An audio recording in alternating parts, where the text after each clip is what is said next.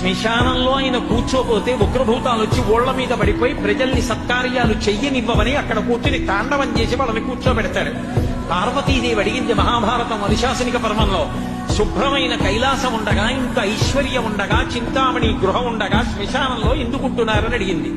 అడిగితే ఆయన చెప్పాడు, పార్వతి బతికున్న నాళ్లు అన్ని చోట్లకి వెడతారు, ఏమీ తోచట్లేదు, శ్మశానానికి వెళ్ళొద్దామని ఎవరు రారు పార్వతి.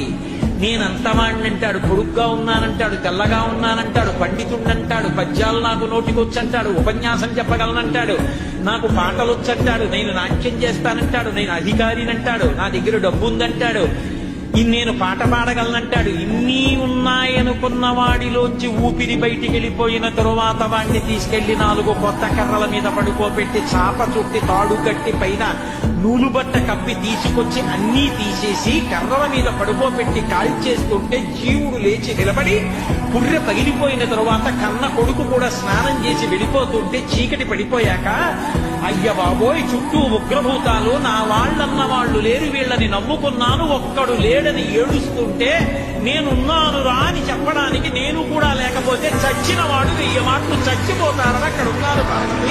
నా కర్మకాలక్కడ లేనది.